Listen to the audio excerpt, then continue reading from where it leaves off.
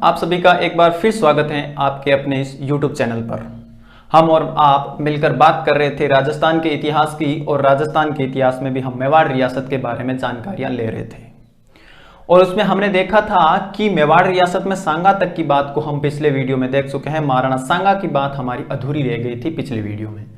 हमने महाराणा सांगा के बारे में पिछले वीडियो में देखा कि महाराणा सांगा जो कि उत्तर भारत की 3 रियासतें होती हैं प्रमुख, जिसमें से एक का नाम था मालवा, दूसरी का था गुजरात और तीसरी का था दिल्ली। इन तीनों के साथ में ही महाराणा सांगा का जो संघर्ष है वो होता है। तीनों के साथ में दिल्ली के सुल्तान उस टाइम हुआ करते थे जिनका नाम था इब्राहिम लोदी। इब्राहिम लोदी के साथ में महाराणा सांगा के 2 युद्ध होते हैं, जिनमें से एक का नाम था खातौली का युद्ध और दूसरे का नाम था खातौली का युद्ध और दूसरे का नाम था बाड़ी का युद्ध। इन दोनों युद्धों में महाराणा सांगा विजयी होते हैं और इसके बाद में दिल्ली पर जो है वो इब्राहिम लोदी का ही अधिकार रहा था। और उसके बाद में तो हम देखते हैं कि मालवा उस टाइम रियासत हुआ करती थी और मालवा के उस टाइम सुल्तान हुआ करते थे महमूद शाह खिलजी सेकंड। महमूद शाह खिलजी सेकंड के साथ में भी संघर्ष होता है, जिसके मुख्य कारण थे चंदेरी, जिनको दिया गया था मेदिनी राय जो थे उसका मुख्य कारण थे। इसके साथ में ही गुजरात की एक जगह पड़ती है इडर, और वहां पर दो लोगों के बीच में संघर्ष चल रहा था, जिनमें से एक का नाम था भारमल और दूसरे का नाम था रायमल। भारमल और रायमल के साथ में जब संघर्ष चल रहा होता है, रायमल की सहायता करते हैं महाराणा सांगा, और सांगा इस प्रकार जो है गुजरात पर सांगा जो है वो रायमल की सहायता करते हैं, और भारमल और गुजरात के जो शासक हुआ करते थे उस टाइम मुजफ्फर शाह सेकंड, मुजफ्फर शाह, उन दोनों को हराते हैं। इसके बाद में हम देखते हैं कि जब महाराणा सांगा का शासन कार्य चल रहा था तो उस टाइम भारत में मुगलों का आगमन भी हो गया था। मुगल भी भारत में अपनी जो साम्राज्य विस्तार है वो करना चाहते थे। तो हमारा टॉपिक था महाराणा सांगा, और महाराणा सांगा के बारे में हम आधी जानकारी पिछले वीडियो में ले चुके हैं। तो हमारा टॉपिक था महाराणा सांगा, और सांगा के शासन कार्य के बारे में हमने पिछले वीडियो में आपको बताया था कि सांगा का जो शासन कार्य है वो चलता है 1509 ईस्वी से 1509 ईस्वी से 1528 ईस्वी में। 1528 ईस्वी में महाराणा सांगा की जो है मृत्यु हो जाती है। इसके साथ में ही हमने देखा था कि अब जो एक मुगल सत्ता, जिनमें बाबर जो है वो यहाँ पर आ जाता है। बाबर एक साम्राज्य विस्तारवादी शासक हुआ करता था, और बाबर अफगानिस्तान के एक जगह पड़ती है काबुल से यहाँ पर आता है। तो यहाँ पर जब महाराणा सांगा का शासन हुआ करता था तो आते हैं बाबर, जो कि एक मुगल था।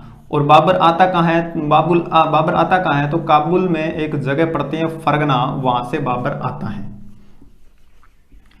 बाबर इस बात को भली भांति जानता था कि अगर उसे भारत पर अधिकार करना है तो भारत में एक शक्तिशाली रियासत जैसे कि मेवाड़ रियासत है, इनको पराजित करना बहुत ही ज्यादा जरूरी है। बाबर यहाँ पर आने के बाद में जो है सबसे पहले दिल्ली के सुल्तान, जिनका नाम था इब्राहिम लोदी, उनके साथ में संघर्ष करता है। इस टाइम जब बाबर आता है तो उस टाइम दिल्ली में शासक हुआ करते थे जिनका नाम था इब्राहिम लोदी, और इब्राहिम लोदी के साथ में जो है संघर्ष महाराणा सांगा के भी चलता है। दिल्ली में उस टाइम शासन हुआ करते थे इब्राहिम लोदी। तो इब्राहिम लोदी के साथ में ये बाबर का संघर्ष होता है। इब्राहिम लोदी के साथ में बाबर का संघर्ष होता है, जिसे आप पानीपत का पहला युद्ध कहते हैं। और पानीपत का पहला युद्ध जो कि 1526 ईस्वी में हुआ था। 1526 ईस्वी में पानीपत का पहला युद्ध होता है, और इसमें दिल्ली के सुल्तान जो कि इब्राहिम लोदी थे वो ये बाबर से पराजित हो जाते हैं। यहाँ पर बाबर की जो जीत होती है, और इसके बाद में दिल्ली पर जो है एक मुगल सत्ता का स्थापना हो जाती है। मुगल सत्ता की स्थापना के बाद में ये जो थे अफगान शासक हुआ करते थे। इब्राहिम लोदी एक अफगान शासक था, और जब बाबर यहाँ पर अधिकार करता है तो उसके बाद में ये जो भी अफगान सरदार थे, इब्राहिम लोदी इस युद्ध में मारा जाता है। 1526 का जो पानीपत का युद्ध होता है, इसमें इब्राहिम लोदी मारा जाता है। और इब्राहिम लोदी पहला शासक था दिल्ली सल्तनत का ऐसा पहला शासन था जो कि युद्ध भूमि में मारा जाता है। अब यहां से इब्राहिम लोदी मारा जाने के बाद में इसके जो अफगान अन्य सरदार थे वो भागकर चले जाते हैं महाराणा सांगा के पास में।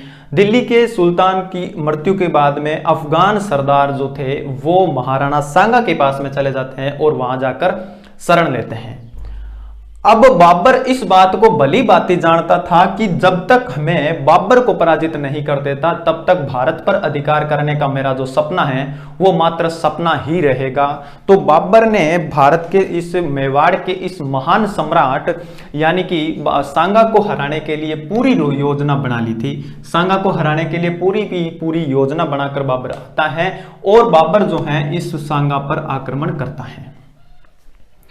आक्रमण करने से पहले हम देखते हैं कि एक बाबर जो है यहां पर अपना साम्राज्य विस्तार करना चाहता है और इधर से बाबर और इधर से महाराणा सांगा दोनों ही महान शासक थे और दोनों ही अपना साम्राज्य का विस्तार करना चाहते थे, दोनों ही अपने क्षेत्रों को बढ़ाना चाहते थे, इसलिए इनमें आपस में वैमनस्य उत्पन्न होता है। तो बाबर जब दिल्ली पर आक्रमण कर देता है और दिल्ली को विजयी कर लेता है तो उसके बाद में दिल्ली के आसपास के क्षेत्रों को वो जीतना शुरू करता है और दिल्ली के जो पास के क्षेत्र होते हैं उन सारों को वो विजयी करता है, जिसमें राजस्थान में अपने एक जगह पड़ती है बयाना।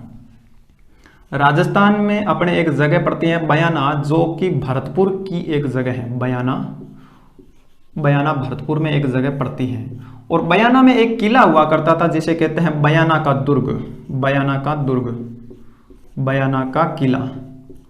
बाबर इसी क्रम में साम्राज्य विस्तार की नीति में ही बयाना का किला जो कि भरतपुर में पड़ता है वहां पर कर लेता है अधिकार। बाबर इस बयाना के किले को जीत लेता है। जीतने के बाद में अपने एक बहनोई था बाबर का जिसका नाम था मेहंदी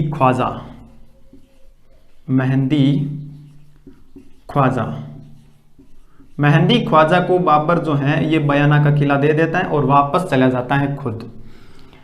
मेहंदी ख्वाजा को जब ये बाबर का दे देता है किला तो उसके बाद में महाराणा सांगा भी इस तरह से अपना साम्राज्य को विस्तार करना चाहते हैं। महाराणा सांगा भी बहुत सारी रियासतों को अपने रियासत में शामिल करवाना चाहते हैं, वो अपने साम्राज्य का विस्तार करना चाहते हैं।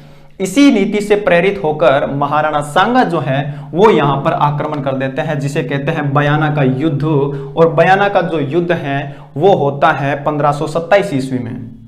बयाना का युद्ध होता है, बयाना भरतपुर में एक जगह पड़ती है बयाना का युद्ध जो कि 1527 ईस्वी में। इसकी डेट भी आपको याद रखनी होगी दोस्तों, ये होता है, इसकी डेट याद रखिए, 1527 से याद रखने को नहीं चलेगा, इसकी तारीख भी पूछी जा सकती है दोस्तों से। इसकी तारीख मिलती है अपने को 16 फरवरी 1527 को ये युद्ध होता है, खानवा का युद्ध होता है।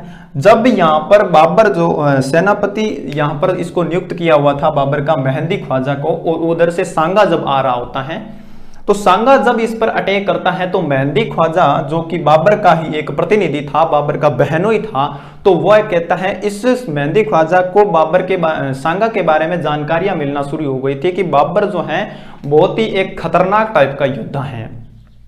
हमने आपको पहले भी बताया था कि रायमल और इनके जो भाइयों के बीच में जो संघर्ष होता है, भाइयों के बीच में उत्तराधिकार की लड़ाई को लेकर संघर्ष होता है कि अगला कौन शासक बनेगा, तो उस टाइम जो पृथ्वीराज और इनके भाई के बीच में जो संघर्ष होता है उस युद्ध में, उस झड़प में महाराणा सांगा की एक आंख चली जाती है। महाराणा सांगा को काना कर दिया जाता है, एक आंख से एक आंख फोड़ दी जाती है। उसके बाद में हमने बताया था कि दिल्ली के सुल्तान के साथ में इनका खातौली का युद्ध होता है और खातौली के युद्ध में महाराणा सांगा का एक हाथ टूट गया था, एक पैर टूट गया था। इस प्रकार महाराणा सांगा के एक हाथ नहीं था, एक पैर नहीं था और एक आंख भी नहीं थी। तो यह बात जो है ये इधर मेहंदी ख्वाजा को पता चल रही थी और मेहंदी ख्वाजा ये सोच रहा था कि ऐसा बंदा जिसके एक हाथ नहीं है, जिसके एक पैर नहीं है, जिसकी एक आंख नहीं है, वो बंदा कितना खतरनाक रहा होगा जो युद्ध करने के लिए आ रहा है। तो उस बंदे की युद्ध में कितनी रुचि रही होगी, वो युद्ध को तो एक खेल की तरह लिया करता था। तो इस प्रकार की बातें जब पता चलती हैं कि महाराणा सांगा बहुत ही खतरनाक शासक हैं, बहुत ही शक्तिशाली शासक है, इस प्रकार की बात जब मेहंदी ख्वाजा को पता चलती है तो मेहंदी ख्वाजा अपने उस बाबर को संदेश भेजते हैं कि मेरे से पेश नहीं पड़ेगी, यहाँ पर आप कोई किसी और को भेज दीजिए। तब बाबर कहता है कि आप वहीं रुकिए, मैं आपके लिए एक सैनिक टुकड़ी और भेजता हूं। और उस सैनिक टुकड़ी को बाबर जो है सुल्तान मिर्जा का नेतृत्व, सुल्तान मिर्जा जो थे उनके नेतृत्व में एक सेना भेजते हैं, सुल्तान मिर्जा के नेतृत्व में एक सेना भेजते हैं और इधर से महाराणा सांगा आ रहे हैं, महाराणा सांगा आ रहे हैं और इधर से दो सेनापति हो गए, मेहंदी ख्वाजा और दूसरे का नाम था सुल्तान मिर्जा। सुल्तान मिर्जा और मेहंदी ख्वाजा के साथ में युद्ध होता है महाराणा सांगा का, और महाराणा सांगा के साथ में ये जो युद्ध होता है ये होता है 16 फरवरी 1527 ईस्वी को। 16 फरवरी 1527 के इस युद्ध में महाराणा सांगा की जीत हो जाती है और महाराणा सांगा इन दोनों को पराजित कर देते हैं।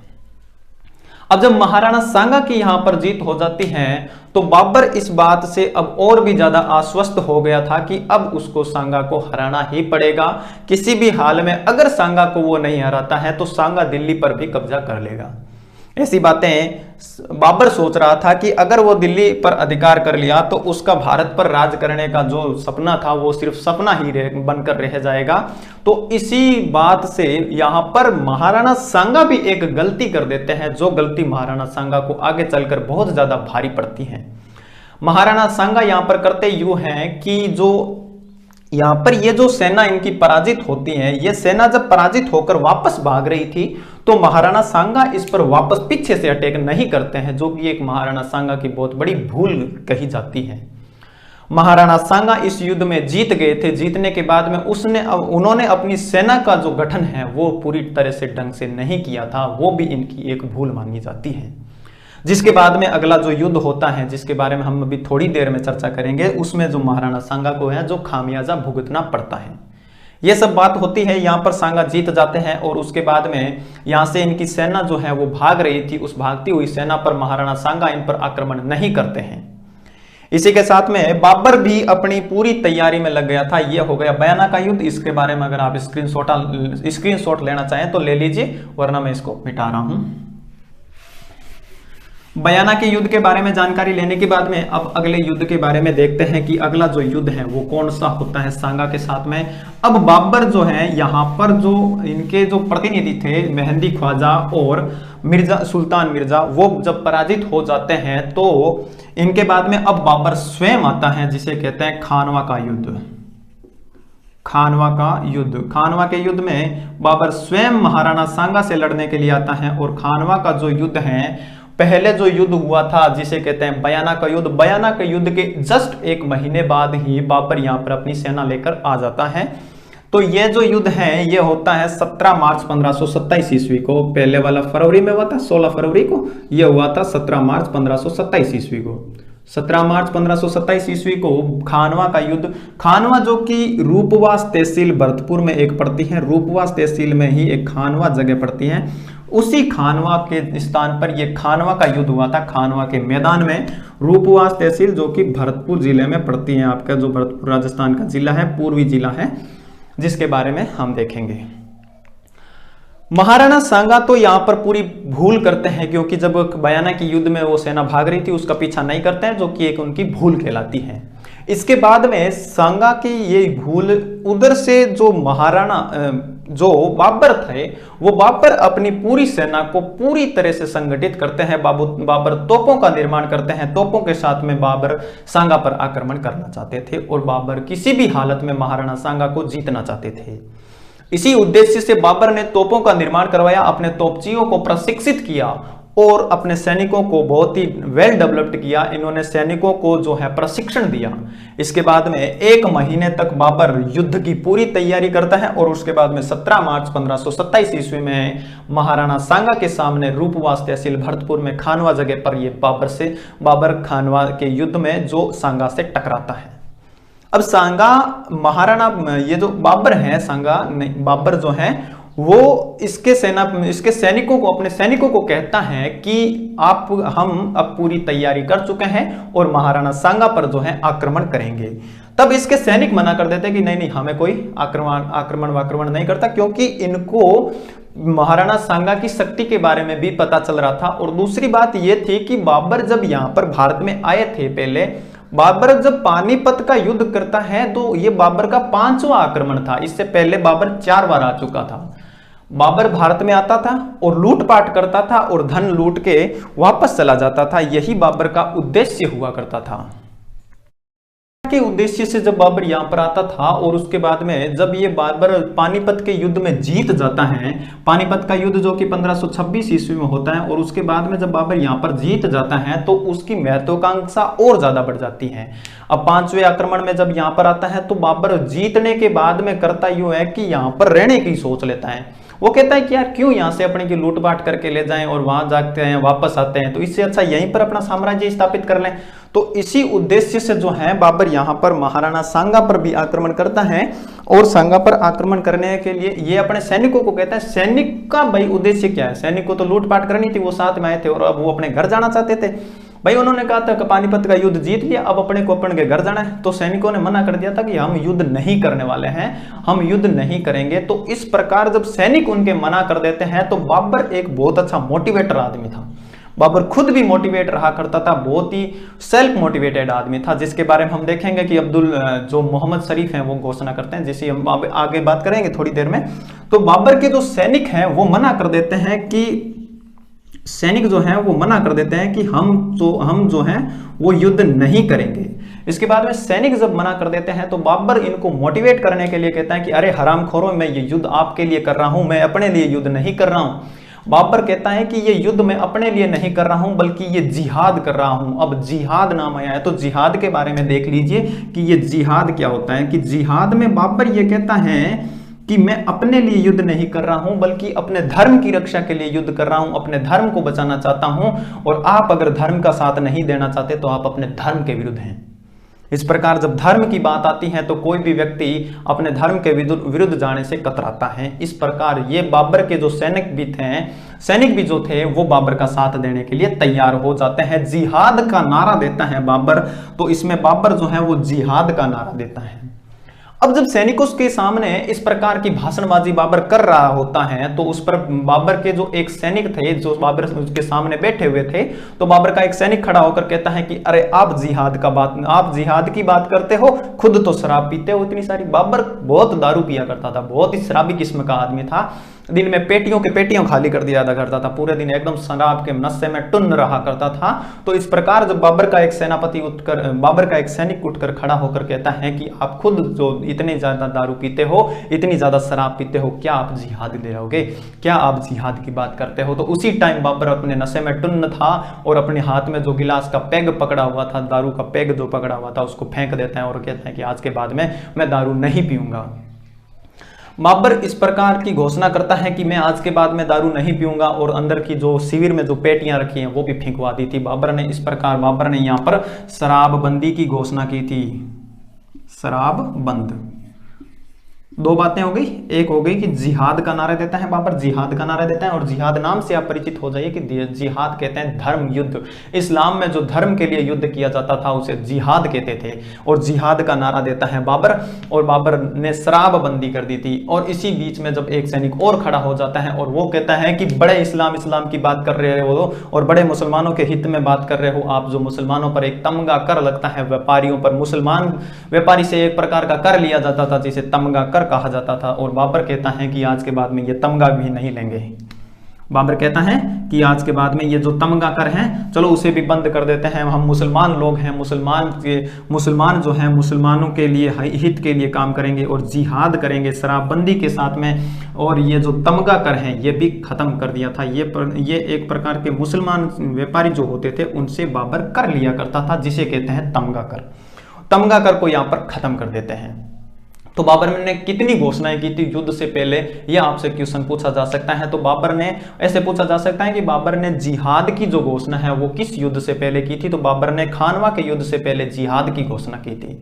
और यह पूछा जा सकता है कि बाबर ने शराबबंदी और तमगा जो है वो कर कब बंद किया था? तो खानवा के युद्ध से पहले अपने सैनिकों का समर्थन प्राप्त करने के लिए इसने जो है शराबबंदी की थी और तमगा कर को बंद किया था, तमगा कर को समाप्त कर दिया था। इसी के साथ में बाबर अपने सैनिकों का जो है वो साथ ले लेता है। बाबर एक बहुत ही मोटिवेटर आदमी था, बहुत ही एक सेल्फ मोटिवेट भी आदमी था। सेल्फ मोटिवेट की मैं यहाँ पर बात कर रहा हूँ तो इसके लिए आपको समझना है कि बाबर यहाँ पर एक आपके ज्योतिष आए हुए थे लाहौर से। लाहौर आपकी जगह पड़ती है अफगानिस्तान वाली, जो लाहौर पाकिस्तान अफगानिस्तान में जो जगह पड़ती है लाहौर। लाहौर से एक ज्योतिष आए हुए थे। ये ज्योतिष एक भविष्यवाणी करते हैं कि जो बंदा पूर्व की ओर से लड़ेगा उसकी निश्चित ही हार होगी। जो बंदा पूर्व की ओर से लड़ेगा तो उसकी निश्चित ही हार होगी। और इस खानवा के युद्ध में जो बाबर की जो स्थिति थी वो पूर्व में नहीं थी। तो इस प्रकार ये ज्योतिष की जो भविष्यवाणी थी उसमें ऐसा पता चलता है कि इस युद्ध में बाबर की जो है वो हार होने वाली थी। फिर भी बाबर यहाँ पर रुकता नहीं है। इस ज्योतिष की भविष्यवाणी को गलत सिद्ध करने के लिए बाबर आक्रमण कर देता है।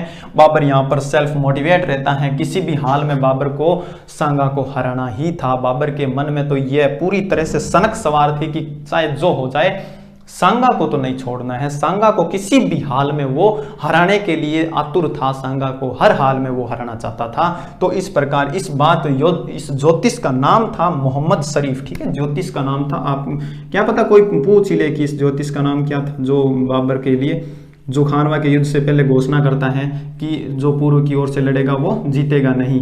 तो इसके बाद इसका नाम था मोहम्मद शरीफ। मोहम्मद शरीफ ये घोषणा के बारे में जो बाबर इसकी घोषणा पर, इसकी जो भविष्यवाणी है उस पर भी ध्यान नहीं देते हैं और अपने सैनिकों को मोटिवेट करने के बाद में अपनी एक सेना टुकड़ी बनाता है। और एक सैनिक टुकड़ी को बाबर बहुत ही बेहतर ढंग से युद्ध करता था। बाबर के पास में सैनिक ज्यादा नहीं हुआ करते थे, बल्कि बाबर के पास में लड़ने की जो रणनीति हुआ करती थी वो बहुत अच्छी हुआ करती थी।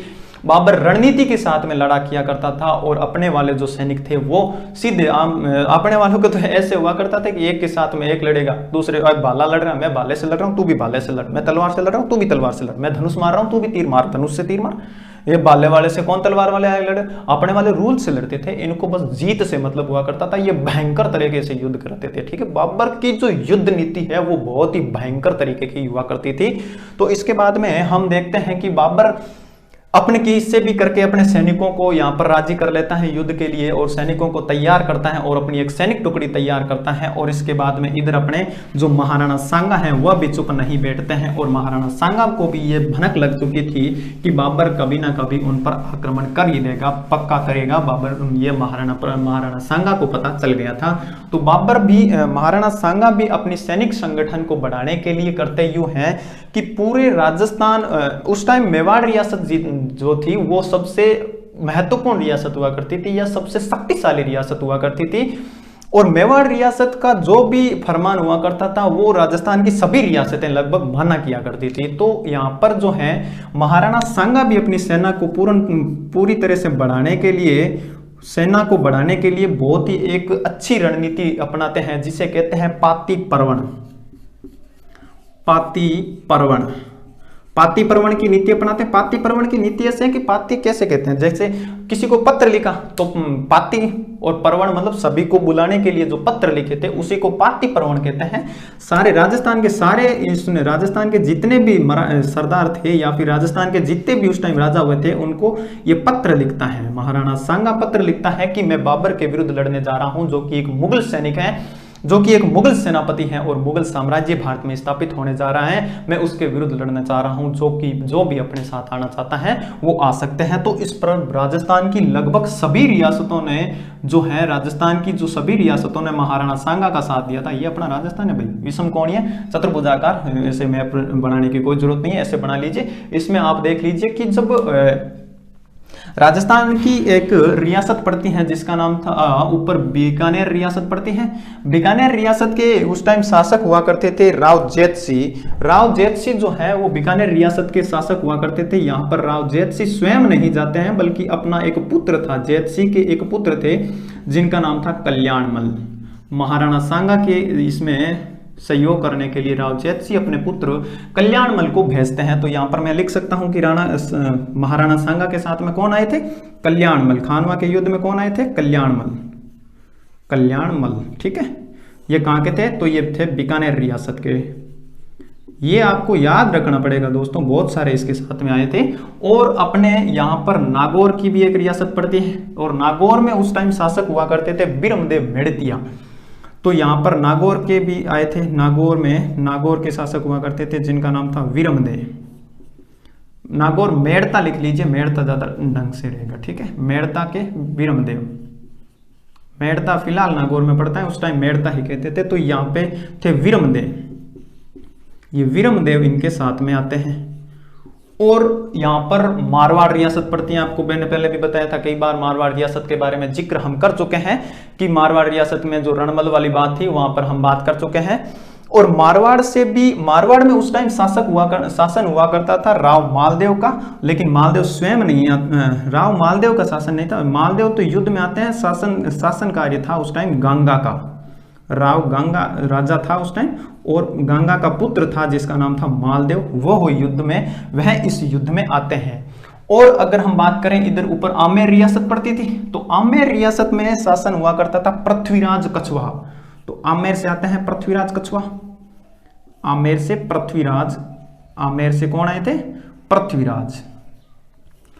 और हम बात करें कि सिरोही के बारे में, सिरोही के बारे में जैसे हमने पहले भी देखा था कि सिरोही के बारे में, जब सिरोही हमने कुंभा के टाइम में जब देखा था कि वहां पर चौहानों का शासन हुआ करता था, सिरोही के एक शासक, सिरोही के शासक हुआ करते थे जिसका नाम था अखेराज देवड़ा। सिरोही के थे अखेराज देवड़ा, अखेराज देवड़ा,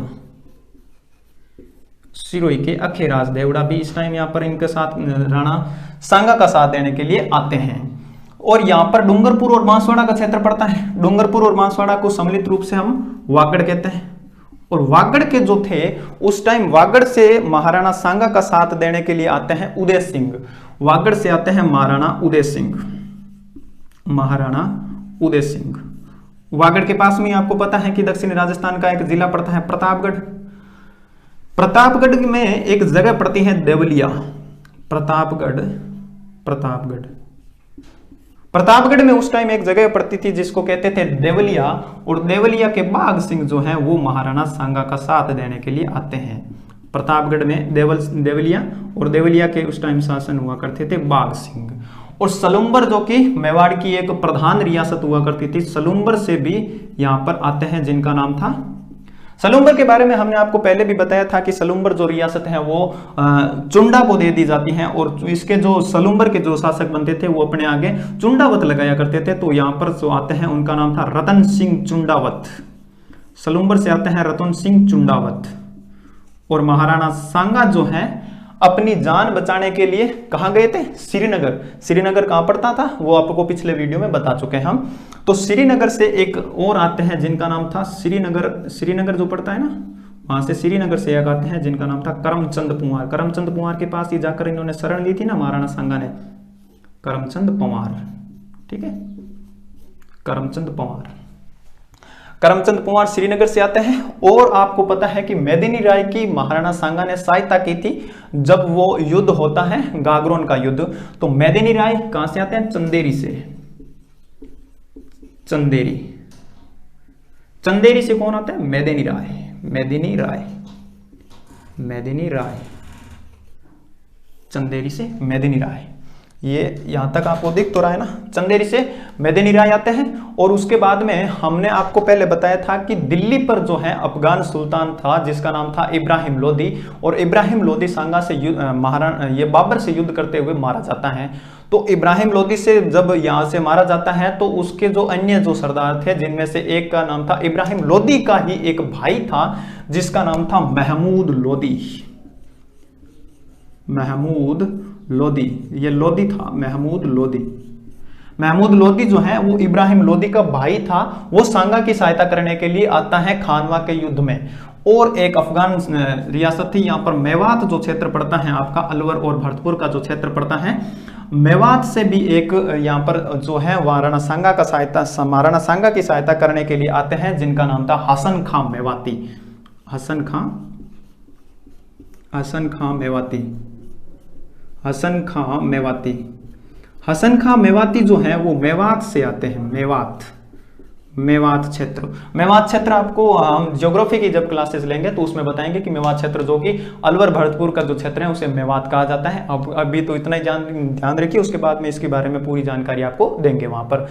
तो इतने सारे शासक जो हैं, इतने सारे सरदार जो हैं, महाराणा सांगा की सहायता करने के लिए बाबर के विरुद्ध आते हैं और महाराणा सांगा की सहायता करते हैं। और खानवा का युद्ध जो कि 1527 ईस्वी में होता है, और उस 1527 के युद्ध में महाराणा सांगा के साथ में इतने सारे सैनिक, इतने सारे सरदार जो हैं अपनी अपनी सेनाएं लेकर महाराणा सांगा को सहायता देने के लिए आते हैं और बाबर को यहां से भगाने के लिए सांगा के विरुद्ध, सांगा के साथ में बाबर के विरुद्ध इकट्ठे होते हैं। तो इसमें आपसे प्रश्न ऐसे भी पूछा जा सकता है कि इनमें से, जैसे 4 ऑप्शन दे देंगे और उनमें से ये से पूछ लेंगे कि खानवा के युद्ध में इनमें से कौन जो है वो महाराणा सांगा के साथ में नहीं आए थे, और या फिर ऐसे पूछ लेंगे 4 ऑप्शन देके उनमें से पूछ लेंगे कि कौन साथ में नहीं आएगा, उनमें से इनमें से कोई ऑप्शन एक दे देंगे। और आपको मेन जो बात है वो यहां पर याद रखने लायक ये बात है कि इब्राहिम लोदी और हसन खां मेवाती, ये जो दो हैं ये अफगान थे। ये अफगान जो थे वो महाराणा सांगा की सहायता करने के लिए यहां पर आते हैं।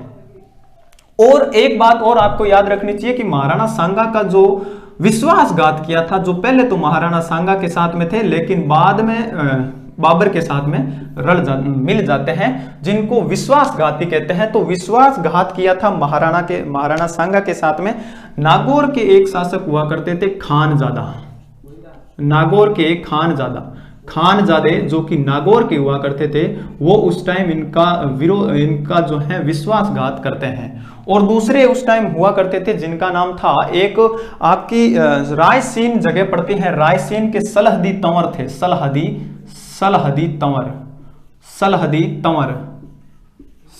तंवर जो कि रायसीन एमपी में जो आपकी जगह पड़ती है, रायसीन एमपी की जो जगह पड़ती है वहां के थे। ये पहले तो महाराणा सांगा के साथ में आते हैं लेकिन बाद में महाराणा सांगा के साथ में विश्वासघात करते हैं और बाबर के साथ में जाकर ये मिल जाते हैं। ये बात हो गई महाराणा सांगा। और उधर से बाबर की सेना के बारे में, बाबर अपनी सेना के साथ में तोपे लेके आ रहा था और इधर से महाराणा सांगा इतने सारे सरदारों के साथ में जो है वो युद्ध करने के लिए आ रहा था।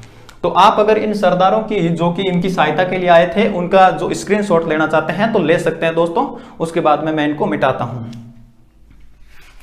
खानवा के युद्ध में महाराणा सांगा पाती पैरवण प्रथा अपनाते हैं, जिसमें बहुत सारे सरदार, राजस्थान के सारे सरदार लगभग महाराणा सांगा की सहायता के लिए आते हैं, जिनमें से 2 ने महाराणा सांगा के साथ में पहले तो मिले थे लेकिन बाद में विश्वासघात कर दिया था, जिनका नाम आपको विशेष तौर से याद रखना चाहिए।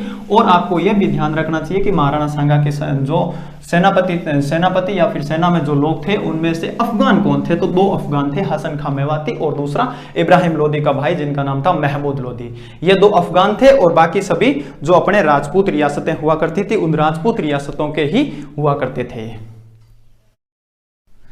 इस प्रकार आप देख सकते हैं कि महाराणा सांगा के पास में सेना की कोई कमी नहीं है, फिर भी महाराणा सांगा इस युद्ध में हार जाते हैं। इस युद्ध में हारने के पीछे महाराणा सांगा का यह कारण नहीं था कि सांगा के पास में सेना कम थी, लेकिन सांगा की सेना के पास में रणनीति की कमी थी, जिसके कारण महाराणा सांगा को इस युद्ध में जो है हार का सामना करना पड़ता है।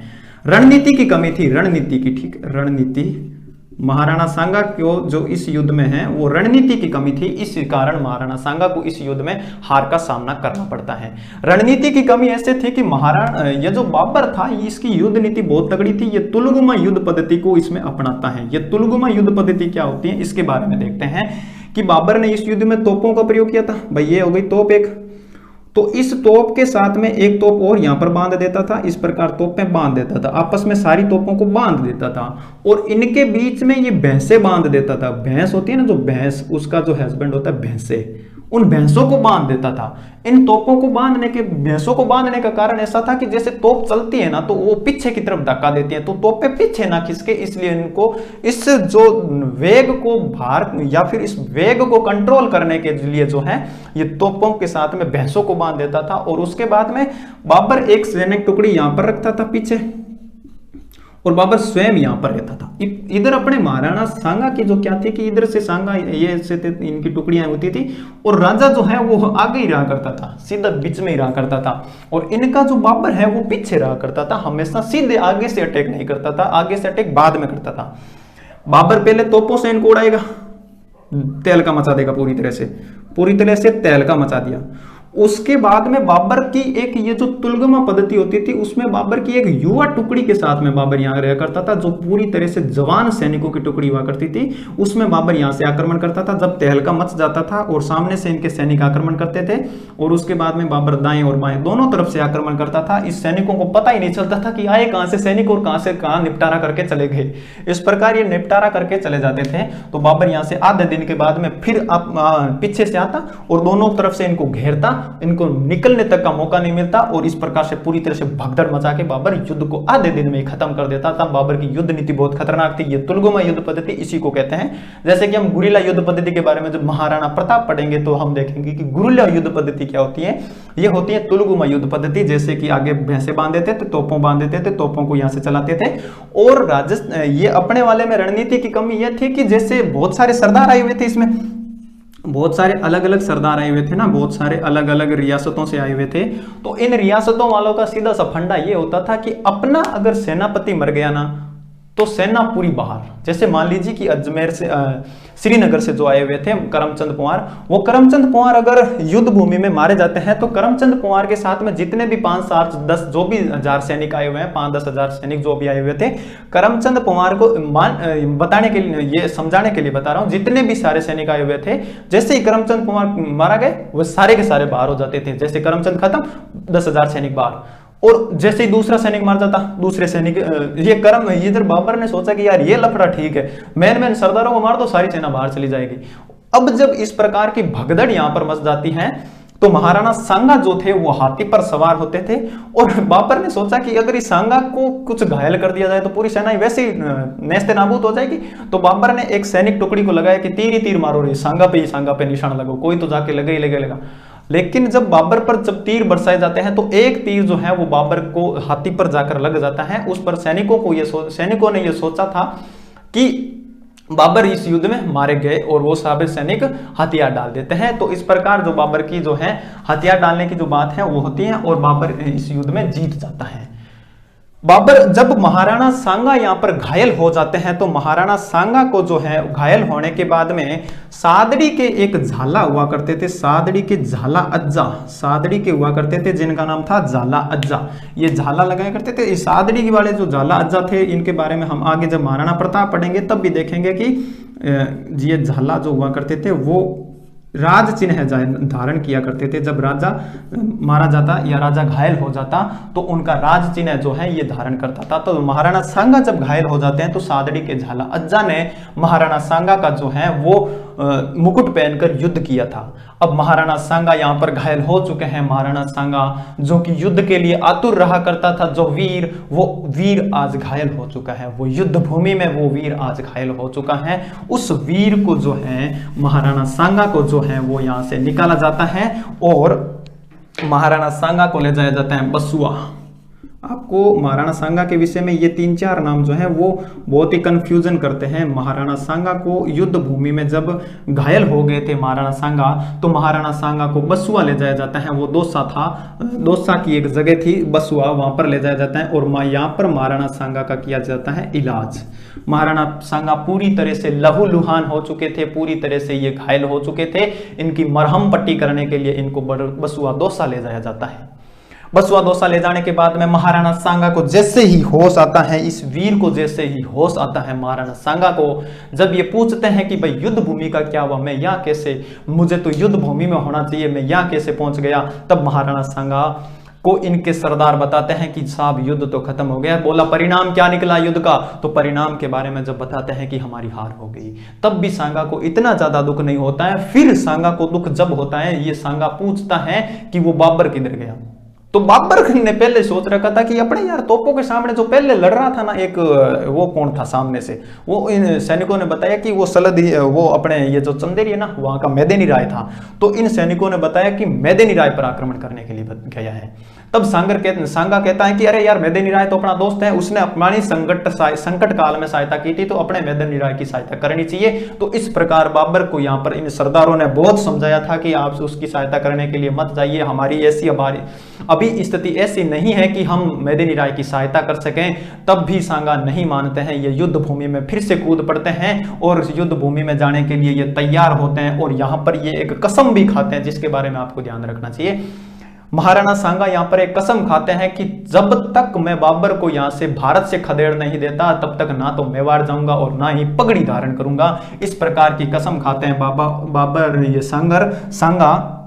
और सांगा यहाँ से फिर से रवाना होते हैं, बसवा से रवाना होकर ये चलते हैं और इरीच पहुंचते हैं। इरीच जगह पड़ती है आपकी यूपी में, इरीच एक जगह पड़ती है यूपी में। वहां पर पहुंचने के बाद में इनके सरदारों ने जो है इनको जहर दे दिया था, जहर कुछ जड़ी बूटियां वगैरह मिला दी थी खाने में। तो उसके बाद में जब फिर भी सांगा यहाँ से चलते हैं और कालपी पहुंचते हैं, कालपी जो कि उत्तर प्रदेश में ही पड़ती है, और कालपी में महाराणा सांगा की मृत्यु हो जाती है। ये वीर कालपी में जाकर अपने देह को त्याग देता है। ये वीर आज इस भूमि को छोड़ चला था। उसके बाद में महाराणा सांगा के देह शरीर को जो है मांडल लाया जाता है, मांडलगढ़ जो कि आपका भीलवाड़ा में एक जगह पड़ती है। और महाराणा सांगा को मांडल भीलवाड़ा लाकर वहां पर इनका दाह संस्कार किया जाता है। और मांडलगढ़ भीलवाड़ा में भी महाराणा छत्री बनी हुई है, महाराणा सांगा की जो है वो छत्री मांडलगढ़ भीलवाड़ा में बनी हुई है। ये 3-4 चीजें आपको ध्यान रखनी चाहिए कि बसवा दौसा में इनका इलाज किया था, इरीच यूपी में इनको जो जहर दिया गया था, और उसके बाद में कालपी यूपी में इनकी जो है वो मृत्यु हो गई थी। और इसी के साथ में अब जब बाबर यहां पर युद्ध जीत जाता है तो बाबर फिर से दारू पीनी स्टार्ट कर देता है, जश्न मनाता है और फिर से दारू पीना स्टार्ट कर देता है, शराब पीना स्टार्ट कर देता है। और जो है इसके बाद में अब बाबर जीत जाता है तो बाबर एक उपाधि धारण करता है जिसे कहते हैं गाजी। बाबर गाजी की उपाधि धारण करता है। और इस युद्ध यानी कि खानवा के युद्ध में जितने भी राजपूत मारे गए थे उन सारे राजपूतों की सर की एक मीनार बनाता है, राजपूतों के सिर कटे हुए सिरों की मीनार बनाता है, कटे हुए जो भी सर हुआ करते थे उनकी मीनार बनाता है। ठीक है ना, ये 2 काम बाबर युद्ध जीतने के बाद में करता है। बाबर, ऐसा पूछा जा सकता है कि बाबर ने गाजी की उपाधि किस युद्ध को जीतने के बाद में धारण की थी, तो गाजी की उपाधि जो है वो खानवा के युद्ध को जीतने के बाद में बाबर धारण करता है और राजपूतों के कटे हुए सरों की मीनार बनाता है यहाँ पर। और इसके बाद में हम देखते हैं महाराणा सांगा की जो उपाधियां कौन कौन सी हैं। महाराणा सांगा की अब मृत्यु हो चुकी है, सारंगा की अब छत्री के बारे में भी देख लिया, पूरा खानवा का युद्ध हमने पढ़ लिया। अब देखते हैं कि महाराणा सांगा की जो है वो उपाधि कौन थी। तो महाराणा सांगा की एक उपाधि हुआ करती थी जिसको कहते हैं हिंदूपत, और एक इनकी उपाधि हुआ करती थी जिनको कहते हैं अपन सैनिकों का भग्नावशेष। सैनिकों का भग्नावशेष, भग्नावशेष का मतलब होता है कि जब कोई आधी जली हुई लकड़ी होती है ना, उसी को कहते हैं सैनिकों का भग्नावशेष। मतलब महाराणा सांगा को एक सैनिक का अवशेष कहा जाता है क्योंकि इसके शरीर पर 80 घाव हुआ करते थे। शरीर पर 80 घाव थे, एक आंख नहीं थी, एक कान नहीं था, एक आंख नहीं थी, एक हाथ नहीं था, एक पैर नहीं था, और 80 घाव होने के कारण इसको सैनिकों का भग्नावशेष कहते हैं। ठीक है, और ये हिंदूपत आपको विशेष तौर से ध्यान रखना है क्योंकि हिंदू सुरतान बताया था मैंने आपको पिछली क्लासेस में, हिंदू सुरतान। तो ये हिंदू सुरतान किसको कहा जाता है, हिंदू सूरज किसको कहा जाता है, और हिंदूपत किसको कहा जाता है, ये आपको ध्यान रखनी चाहिए। हिंदू सूरज तो हिंदू सुरतान जो है वो कहा जाता है महाराणा कुंभा को। ठीक है ना, और हिंदू सूरज जो है वो कहा जाता है बप्पा रावल को। हिंदू सुरतान, हिंदू सूरज और हिंदू पत कहा जाता है महाराणा सांगा को, हिंदू सुरतान कहा जाता है कुंभा को, और हिंदू सूरज कहा जाता है बप्पा रावल को। ये बातें हो गई अपने महाराणा सांगा के बारे में। अब सांगा के बाद में जो शासक बनते हैं उनके बारे में हम नेक्स्ट वीडियो में देखेंगे। आज के इस वीडियो में अपन यहीं तक की बातचीत रखते हैं। और अगर आपको ये वीडियो अच्छी लगी है दोस्तों तो आप इस वीडियो को लाइक जरूर कीजिएगा, और अगर आपके कोई भी प्रकार के क्वेश्चन होते हैं तो आप कमेंट बॉक्स में उन क्वेश्चंस को पूछ सकते हैं। और अगर आप इस चैनल पर पहली बार आए हैं तो इस चैनल को सब्सक्राइब जरूर कर लीजिएगा दोस्तों। तो आज के वीडियो में इतना ही, धन्यवाद।